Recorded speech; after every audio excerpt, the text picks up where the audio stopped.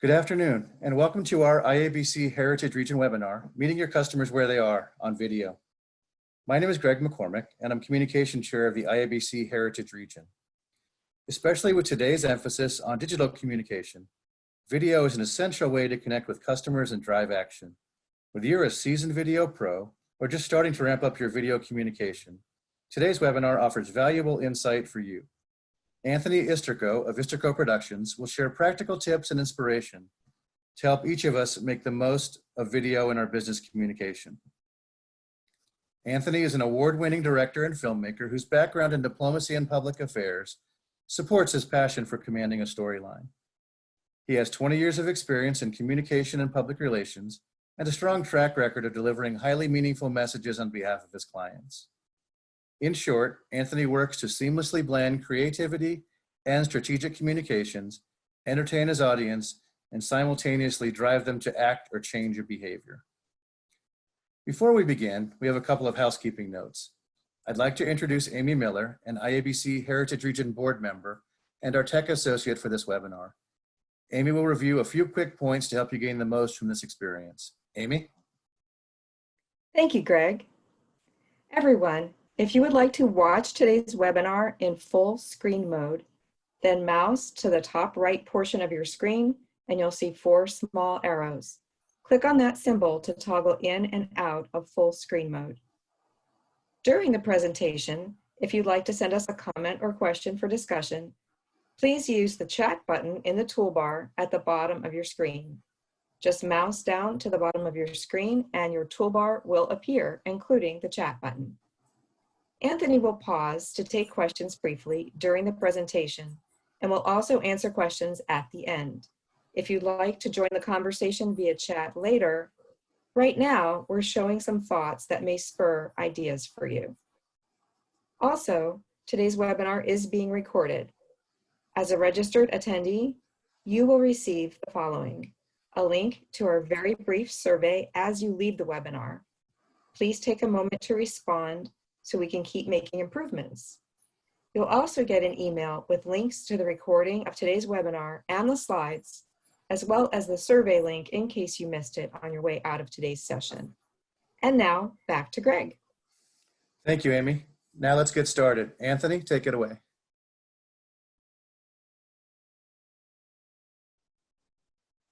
All right, Greg, Amy, thank you so much. I want to thank all of you for joining us today on this webinar. I know that you all have lots of things to do and you are not at all bored or going stir crazy as we've all been sitting in our house during this COVID-19 crisis. So today I am going to give you some background information on why we should do video, some ways in which you can work with a video production company, ways in which you can identify your audience, where to use video, what types of video there are, and then the all-important question, how much does video cost? Now, I cannot guarantee that the answers I give you to all of these will be what you want to hear, but I hope to give you some thought-provoking material that if you have not yet dove into the video world, this can help you get started. And if there is anything I don't cover in this presentation, we have a Q&A session at the end, or you can reach me at any time. Please, one thing I tell all of our customers and friends is use this as a resource because video is such a wonderful medium. I might be a little biased considering it's how I make a living, but there is nothing more genuine than connecting with an audience through a visual story. One thing that I like to think of is we're all natural born storytellers. Story is so important to connection, to personal connections, to brand connections. We all have a sense of loyalty to products that we believe in, whether it's a name brand or just the way a certain TV spot makes you feel. And you feel that way because you've connected with the story. And pretty pictures and striking visuals are very important, but they're really meaningless if they're not assembled in a way that compels emotion or gets you to think about something or react. And this COVID-19 crisis, if anything, has shown us how important good stories are. Every single one of you probably has the ability to capture a beautiful image, 4K video. All the technology that sits in your phone is really meaningless if you don't compose your image or assemble that story naturally. With so much being done right now on Zoom and Skype, the things that jump out at us are the oddities, you know, the example of somebody sitting down and not realizing that their camera was on while they go to the bathroom, or that their animal runs across the screen. And it's because it's not just a pretty picture, but there's some element of a story there. And the story there is an oddity or kind of a gaffe. And that's what people connect with, humor in those instances. So much content is being captured nowadays. We do videos for all sorts of clients, from government agencies to private brands that sell pizza, scotch, web domains, technology, hard drives, to nonprofits that are looking to connect with their audience in an emotional and engaging way. So how do you stand out in this landscape of content being consumed online and on your phone and on television? That's one of the things that we're going to touch upon today, how being a storyteller helps you be your brand champion and get your message out there. One of the things that I find even more amazing about the type of work we do is something I've been reflecting on lately, is video is both intimate and a completely impersonal experience. At the start of my presentation, you watched me sit inside my living room. People that I've never met before, I welcomed into my home. There's that sense of intimacy that only video or photography can bring you. At the same time, we have no personal connection. I'm staring at a screen with my smiling face and my slides. So I don't know who I'm talking to. I'm not getting to read a reaction. Now that can be a benefit to you if you've got to deliver a tough, critical crisis message, or it could be a disadvantage if you're the type of person that connects with your audience and feeds off their energy. As you'll see through this presentation, I tend to be the latter. So if I lose a little bit of energy, anybody watching this that knows me, feel free to text me on what a great job I'm doing. I will definitely feed off of that energy. So well-crafted stories, why are they important? Well-crafted stories are so important because they help you connect with your audience. People say, why should I create a video? Well, there's two reasons why you should create a video. There's actually two sides to why you should create a video. The first side is the technical perspective. Videos are always on. Even if your business is closed, if there's a video sitting on your website or one of your social media platforms, any customer anywhere in the world on any type of device can click on to that website, that social media page, or that link, and understand what your company does, understand who your company is and who you are, and make an assumption, and at the same time, make a decision that maybe they do want to work with you. Again, video works on so many platforms. You can upload a video with today's technology to your website, and it can be optimized for mobile, for social media, for Facebook, for LinkedIn. It is a very dynamic and diverse tool to use. Next up, we want to think about how search engines prioritize video. SEO goes very well with video. If you've got rich media and content on your page, you're going to get better results when people search for you. What I love about video is the second aspect, the second standpoint, and that to me is the emotional standpoint. Video puts a face to your brand. It really lets people understand that you are a person, a real person, not just a brand. It gives you credibility, and it's engaging and entertaining. People watch videos over and over again. When YouTube first came around, that little video of a little kid biting his finger, Charlie bit my finger, something that is absolutely meaningless, provided endless entertainment value for people all across the world, and it has hundreds of millions of views. So when you're working with a video production company, if we can back up that slide one bit, you're going to think about the approach that that video production company uses. We have two approaches when we work with clients. When you work with your video production partner, you really need to ask yourself, how much time am I willing to give to this presentation, to this project, to this production? Do I have resources that I can sit and work with this production company at every step of the way? Or is it something where I'm going to tell them, this is our product, take it and run with it? Our approach, and the approach that you should identify with when you are working with a video production company. And that really comes down to two things. One, do you have the time to get involved in every step of the process? Do you have the desire to? Do you have the creativity? Or is this a project that you want to entrust to the professionals? We work with our clients in one or two ways. That first way is something that we call the heart and soul approach. This is when a client, who we refer to as a partner, comes to us and says, we make pizza. And that's where the conversation ends. We take it from there and we go ahead and come up with various concepts, strategies, approaches, and present it to the client. We are truly their heart and soul. We bring the vision that they did not even know they have to life. And that's a great way to work with a vendor because it enables you to focus on what you have to do, which is running your business and creating products. And it enables the professionals to go ahead and do what they do best. Now, even though we're their heart and soul, that is still a very iterative, collaborative process. You know your message better than anyone else. It's our job to share it with the world, but it's your job to educate us on that product. The next way in which we work with customers is what I like to call the arms and legs approach. This is an example of a situation where you may have your creative vision. You may have a creative team within your staff. You may have a script, you may have a storyboard, and you may have a shot list. And those are all things that I will continue to talk about and go into great detail with later on. If we work as the arms and legs, we are basically just executing the project and process that you have outlined for us. Now, we work with many clients in both of those examples or a hybrid of both, but you really need to determine when you're starting off on this video production relationship is how much time you are willing to invest. Obviously, there are different costs associated with each approach, but really the most important thing to do is let your video production vendor manage your expectations. If you go to them with a detailed shot list and specific requests, such as insisting on having George Clooney in your spot, and then you share with them that your budget is $15, it's their job at that point to tell you that that is absolutely not possible. So once you identify the type of relationship you want with a production vendor, you need to identify your audience. Identifying your audience is so important in all aspects of marketing. But in video, it's particularly important because the piece of content that you're investing your money in is going to live for quite a long time. So getting it right is key.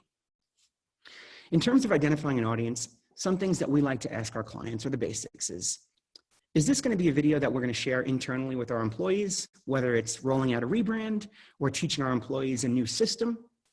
Is this going to be a video that's going to be public facing? Is it going to be a brand video that showcases the great work that we do and the people that we help and empower? Or is this going to be solely a sales tool? Is this going to be something that shows people what they're missing by not working with us? Once we determine who your audience is, we can then move on to where you should use this video. So where you use video in today's society is a tough question. In the past, when I first started in this industry, you would use video on television because websites did not have the bandwidth to run video. But now you can have a video loop in your lobby if it shows the history of your company when new customers and potential customers walk in. You can have a video live on your website to describe your product offerings. You can have a TV ad that is broadcast regionally, locally, or nationally to show people the type of work you do. Or you can have a video live within an app if you are an app-based or technology-based company. Some great uses of video I've seen are simply things like assembling a product. I got a new barbecue for Christmas, and there was a QR code that I scanned, and it started a 15-second video on how to assemble it. So deciding where you're going to use your video is really important to how we create it. Is it going to live in a phone in an app where people might not have the audio on? Is it going to live on your website where people won't have the ability to stop and start it?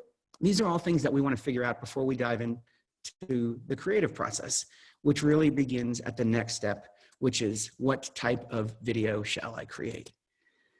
So there are countless types of videos. We're going to go through a few of them, and I'm going to play a short sample of each. But the type of video really depends on who your audience is, where the video is going to be played, and what type of message do you want to put out there. Do you want it to be a playful, animated piece?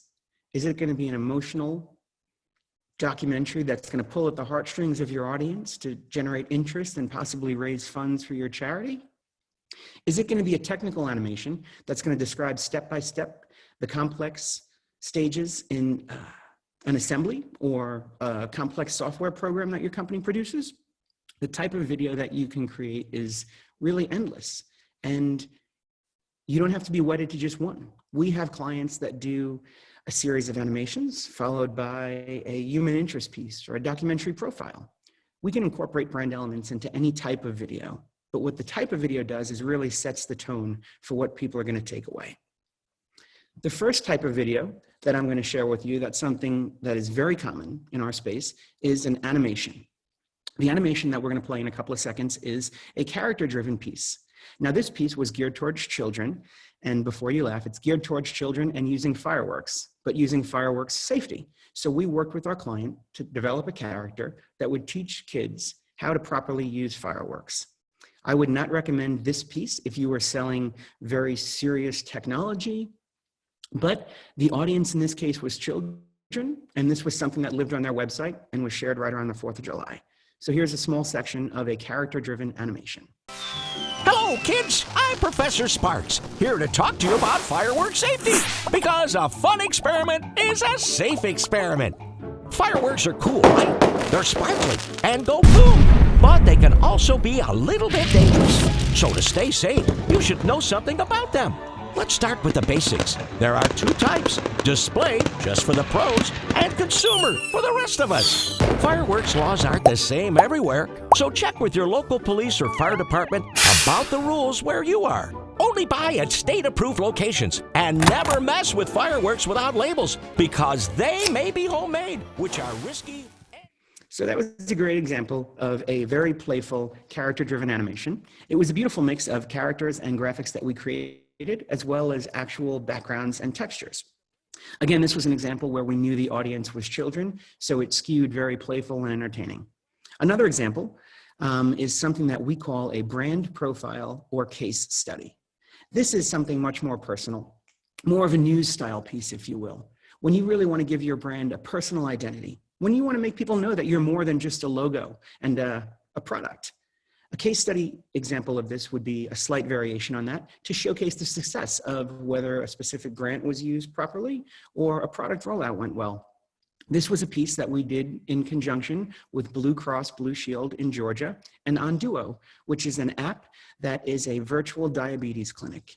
We went and profiled one of their brand champions, which is a term that we use all the time. And for those of you that don't know that term, a brand champion is someone that is not a paid employee, is not a paid spokesperson, but that has had great success with your product or your brand, and they are more than willing to be the face and voice of it. Here is a small portion of a brand profile that we did for Onduo. My name is Stephen King, just like the guy that writes the books. It came on kind of suddenly to where that I started feeling really bad. Nausea, vomiting, just vertigo. And it got severe, and I was deciding I need to leave work. I need to go to the emergency room. And it was my surprise that they were telling me, oh, you've got diabetes complications. In Georgia, over 10% of all the population has diabetes. And it's also the 6th leading cause of death. Diabetes is a huge. So that's a great example, a small section of a great example of a brand profile. You know, only at the end of the video do we hear from the actual client themselves. You let your audience talk to the benefits of your product. It gives you the ability to be instantly validated. You get added credibility, and people emotionally connect. If I said to you, here's an app that's a virtual diabetes clinic, you're not going to think of a human right away. You're going to think of some playful app that you're going to have to use on your phone, and depending on your comfort and familiarity with that, that's going to be a bonus, or it's going to detract from the value. But by seeing a human being that many people in that situation can relate to, there's an instant connection, and it brings you that sense of intimacy that you otherwise might not have with Blue Cross Blue Shield. The next example that we see a lot of in the corporate production space is an event or highlight reel. These are pieces that can serve many purposes. If you as a company or even an individual are spending a lot of money to create a beautiful event, it's a great thing to do to capture it. Capturing that event gives you the ability to create recap reels, which is a great way to showcase the contribution of sponsors as you send out a thank you note after the event. It's a great way to generate interest in next year's event, or it's simply a great way to show all those that were unable to attend what an amazing experience was put together. This is an example of a piece that we did for Time Warner Cable going back about 6 years now when they hosted the Super Bowl in New York City. We worked with a small production company and we turned a 300,000 square foot raw warehouse into a behind the scenes movie studio, a behind the scenes concert venue, and Time Warner welcomed all of their customers in the New York area to come and experience this place. So over the course of a month, my team of rock stars filmed just about everything that happened, the conversion of the space, all the way through the live performances with people such as Drake, Puff Daddy, Paul McCartney. It was quite an event, and they spent an ungodly amount of money to produce this event. So in order to create a lasting memory, they contracted us to create this video. And here's a short clip of the longer 15-minute piece.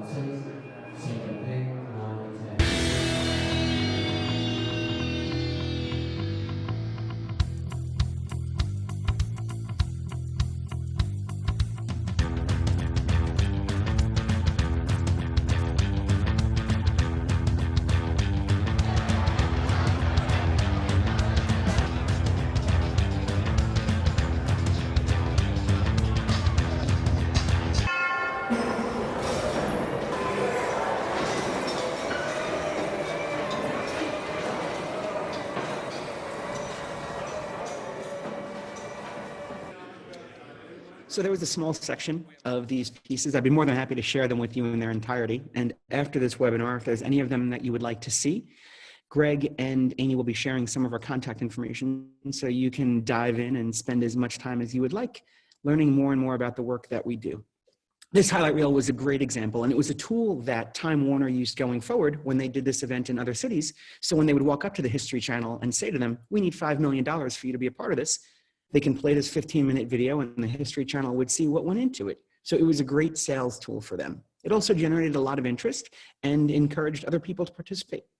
The next type of video that we do, that we would love to do more of, is your traditional feature-length piece. This piece in particular was a feature-length documentary that we did as a pro bono project for a longtime friend and client of mine. Her father was an Air Force captain, and he was shot down and killed in the Vietnam War. And about 6 years ago, she called me and said, "I think I'm going to Vietnam. I'm going to organize a trip with other Gold Star kids." And I said, "We have to come and film this." What started out as a passion project of hers, through the filming of the trip and the creation of this award-winning feature-length documentary, as well as a version that's available on PBS, she was able to generate enough interest and funds to set up the Two Sides Project as a nonprofit. And since then, she's organized another trip back to Vietnam. So this is a great example of using a feature-length piece to generate interest and buzz around a topic that you care about. I'm not going to make you sit through the 1 hour and 50-minute long piece, although I would love to. This is simply the trailer for it, and you'll get an idea of what goes into true heartfelt emotion in the documentary realm.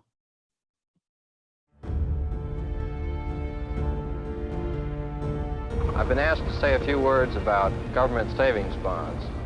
Having 2 children, I have my own bond program set up to put something aside for them in college. When you're in this search about who's your dad, what you're really asking is, who am I?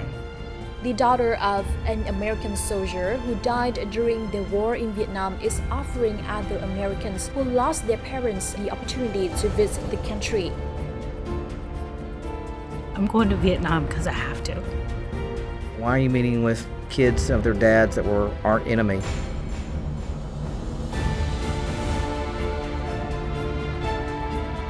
I gotta stand on that ground. I need to smell what that valley smells like. I want to see the foliage the way it should be. That's as close as I'm gonna get to my father when he was alive.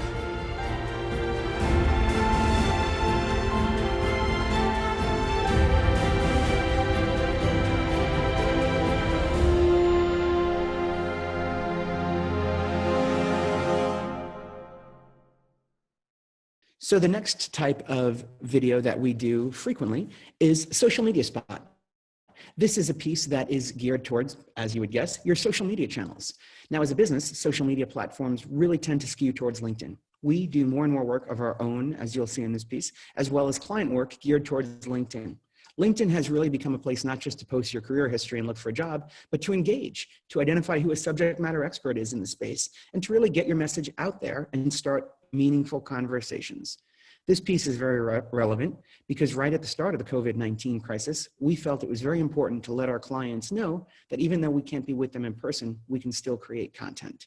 When I look at the month of January and how much in-person filming we did, and I fast forward to today, which feels like January of 2027, in the span of a few short months, all of our work has shifted to content capture through things like Zoom and Skype, as well as animations such as the piece that you'll see here. The beauty of a social media spot is that it can be catered to any platform. You can easily adjust the call to action, and it's a great piece to spark engagement and conversation.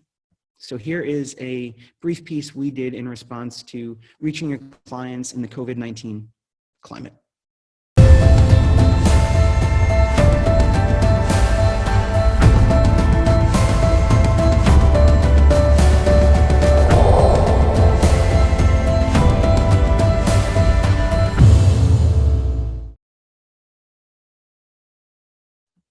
Super simple, straightforward, definitely to the point.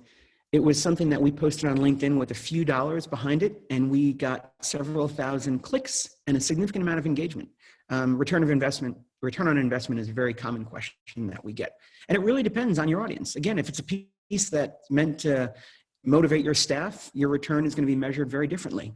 But a piece like that you produce relatively quickly and efficiently, you can really save some of your spend to put on an ad boost behind it on a social media platform and generate engagement and actual meaningful conversation. This next piece is a very entertaining piece. It's a piece that we don't get to do all that often, but for specific clients, if you have a tangible product, or on the flip side of that, a very abstract product such as a server rack or some type of technological device, a stop motion is a great way to engage your audience in a very playful way. Now, this piece in its entirety was about 60 seconds, and it's comprised of 1,224 individual photos. This piece was created for Francis Ford Coppola Winery around an event that they sponsored at Sundance about 3 years ago. And the piece was later retooled and reused at the Grammys because they sponsored a significant part of that year's Grammys. Stop motion is a great way, as I said, to showcase your product, in this case, wine, through the example of wine corks, or to simply engage an audience and create playful iterations of your logo, product mock-ups, things like that. So here is a short section of a stop motion piece that we did for Francis Ford Coppola Winery.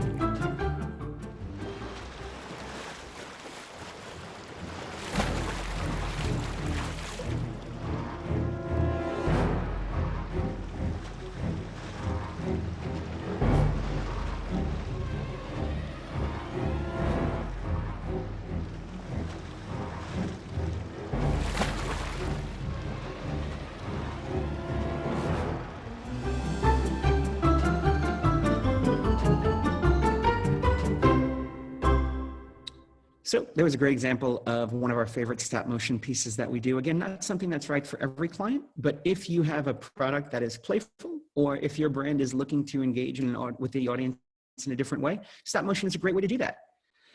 The next type of piece that we create fairly often is something that we would call an animated tutorial. Now, this is a step-by-step example of a complex software client of ours and how they use their technology that I have no idea how to describe in a visual way. And this works very well for many companies where the product they offer is more of a service, something that is not easy to visualize. Through graphic creation and animation, you can really bring the work that you do to your audience. Here is a small tutorial sample. The SmartShift intelligent automation platform automatically extracts custom code and utilization data from the source system. Extracts are imported into the platform. The platform automatically re-engineers a language-independent meta model that represents code in the source system.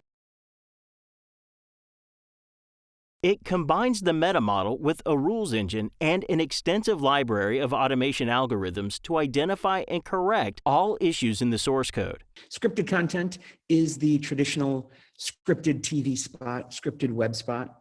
That's when you have a full outline, a full script, you know exactly what you want, you know exactly how you want it to be portrayed, and we work with you. It's not a documentary, it's not an animation, it is just that, a scripted piece. Here is a series that we have, part of a series that we've done for the Selective Service System.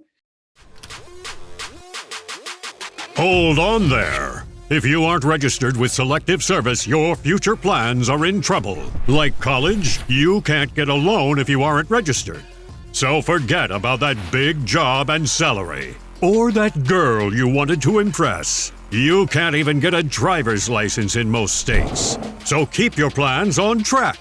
Register at sss.gov. So that was an example of a scripted piece that we have done. And a scripted piece doesn't necessarily need to go just to television. Many of the scripted TV ads and PSAs that we do get better return on the web. Through strategic placement, partnership, and wonderful content, you can really maximize the exposure of those pieces. So the next thing that we're going to talk about is what goes into creating a video. A lot. The short answer is a lot goes into creating a video. Some people will say to us is, I have a phone and I know exactly what I want to say. Why can't you just record me? And I guess the short answer is we could record you, but the likelihood of you nailing it in one take might be slighter than you think.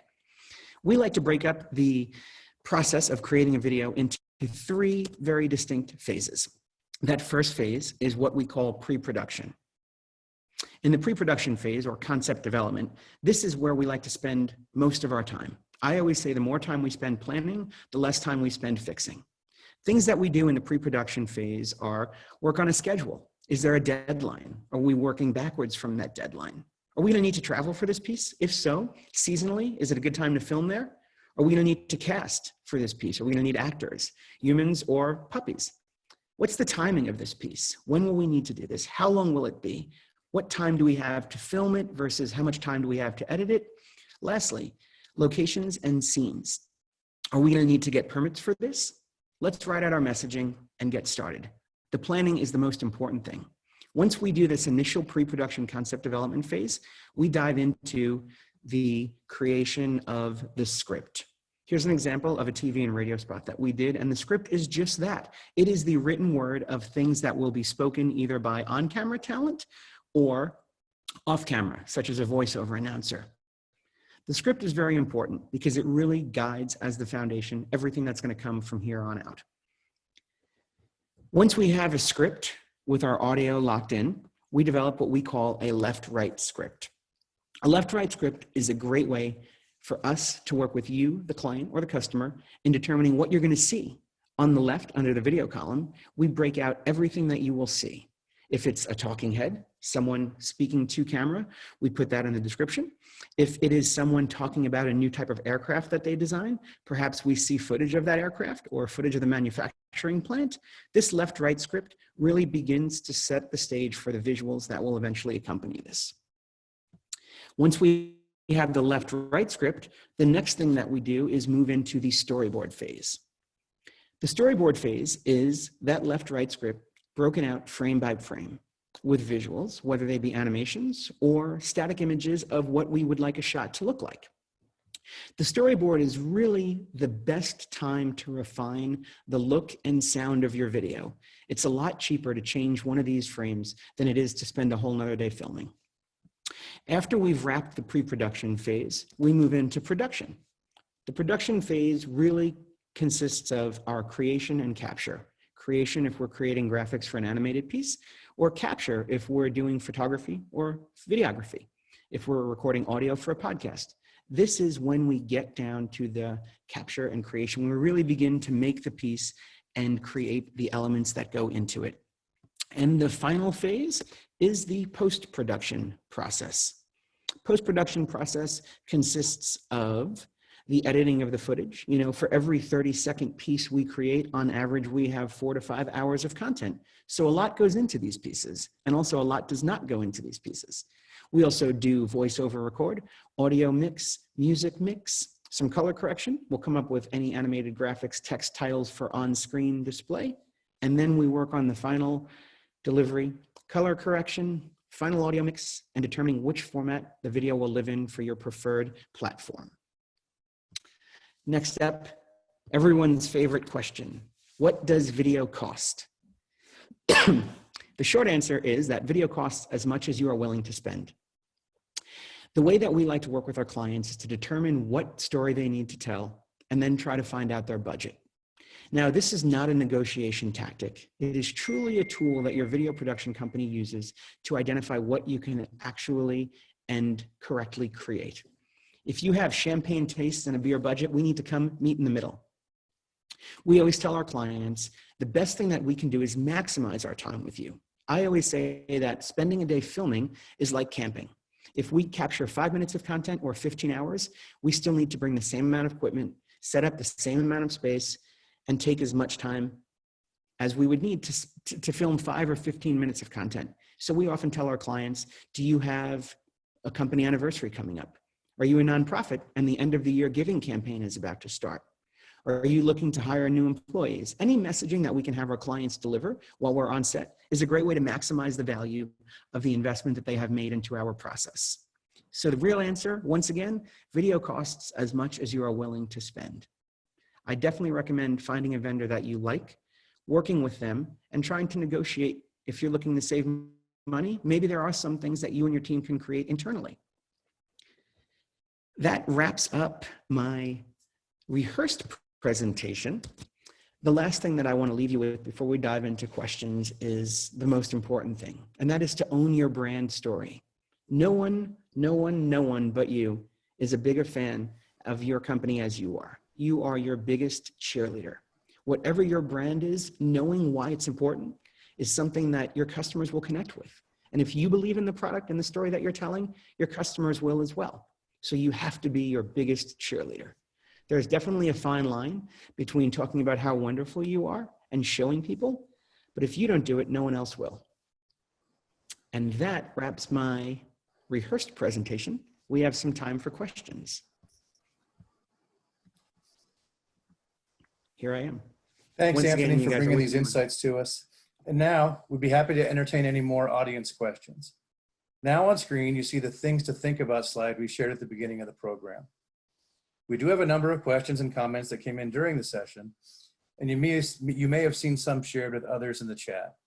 Let me go ahead and read a couple of them now, and Anthony will get your perspective. Okay, here's one. What do you think about self-created video platforms like Vyond, V-Y-O-N-D? So if you asked me that question in January, I would have had a very different opinion. But 99% of the work that we're doing now in this COVID era is content that we're creating on Zoom. I think the most important thing to do is get your story out there.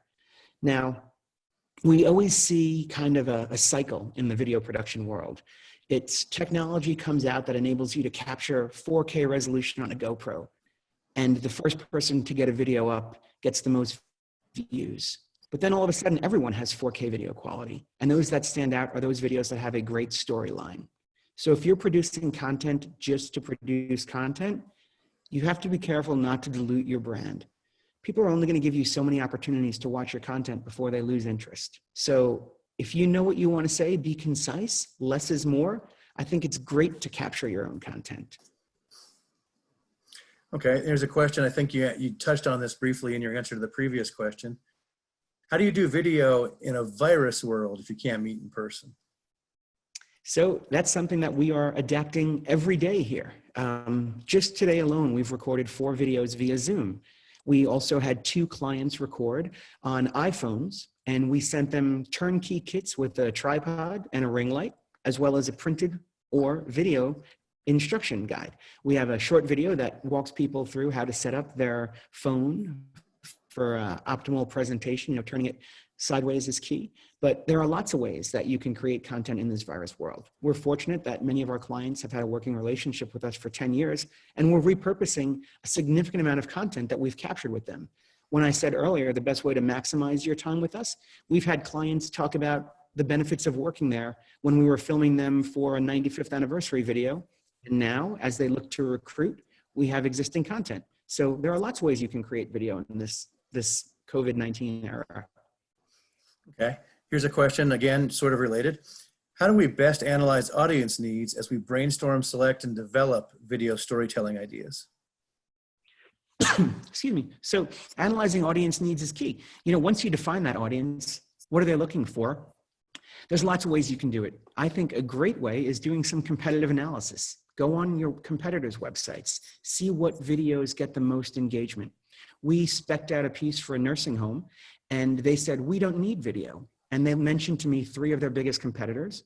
And when I went to their competitors' websites and social channels, they were covered with video. And all the conversations started around there. So I think the best way to find out what the landscape looks like is to check in on how your competitors are doing. A competitive analysis goes a long way in the video world. And it's very easy to see how many likes, views, and comments they get on their content. And you seem to be answering the question before with just enough information to tease the question coming. Do you ever recommend creating marketing video using inside resources, employee-created video, for example? Sure, there's definitely a time and a place for that, you know, and I think now in today's world, society as a whole has become a lot more accepting of lower quality video. Tips that I would recommend if you're going to create things internally, people are more likely to turn a video off if the sound is poor than the visual. So be very cognizant that your people are pronouncing things properly, enunciating, that the audio quality is strong. You know, make sure your content is on brand. And don't create just to create. If you have something to say and video is the right means, absolutely do it in-house. Okay. Then there's a question about software for editing and compositing. Perhaps a quick, cool software to capture and edit using iPhone? Yeah, so Adobe Creative Cloud has really taken over the industry. There are several other big players out there, but they have lost their market share since Adobe's come out. And I believe Adobe has a version called Adobe Premiere Rush, which is maybe a few bucks a month or a small fee to purchase it. And I think it enables you to take all the videos that you capture on your 4K, 5K quality phones, stitch them together, add some titles. It's a great program and very user-friendly. And on the phone, everything becomes drag and drop. Okay, you mentioned some Zoom videos you've created recently. Can you give us some more details about those? You know, with what topics did you convince the client to do those, or were they kind of a? Sure. So to your point, did I convince the clients to use them? When I first started the company 10 years ago, I made one rule, and that rule was to never sell a client on an idea of video. If they knew they wanted to do video, I would be more than happy to tell them what type of video I'd recommend. So I reached out to clients that I knew were very active. A lot of our clients in the space that are doing Zoom videos are either law firms with offices abroad in Shanghai and Milan who are trying to reach their clients as they are being inundated with questions. They're using Zoom videos that we're capturing to create frequently asked question videos, to create a resource center. And there's things that we can do and that any production company can do is we're doing the Zoom record, but we're also recording it remotely at a much higher resolution, a resolution of 4K, which is 4 times the traditional HD signal. And it gives us the ability, even though it's a poor connection due to bad internet, et cetera, to really improve the quality of the video. Once you capture this beautiful video and you touch it up as best you can, we can go ahead and overlay slides, stock footage that there is an infinite amount of online, created animated graphics, or just static imagery. So there's lots of things that you can do with Zoom. Another example of Zoom videos we've done is for several of our clients that have an at-risk patient population. We're doing a series of Zoom webinars for them, where they might not be able to go to a local doctor or clinic to get treatment for either diabetes or post-traumatic stress. We're creating with our clients a series of webinars to educate those clients and get them the resources they need in this time with a lack of access. Okay, and then in your portfolio of videos, What would you say is the best type for use to explain complex processes? Well, we have one client, you might be familiar with them, Greg, where it's a technology company. They host much of the back end of the internet, and many of the things that they do are rather complex to visualize. So in that situation, we use animation. If I told you we take a file and we upload it to the cloud, and from the cloud it gets stored at a server facility in Topeka, Kansas, and then from that server facility in Topeka, Kansas, the file gets transmitted to your phone, you definitely have visuals in your head, and so do our designers. So in a situation like that, an animation works best. All right, Anthony, it looks like we're good. I just want to thank you for joining us. It's been great talking with you, but it's time to wrap up our conversation. Thank you for being with us. Everybody, we want to make sure that you're aware of a few quick notes.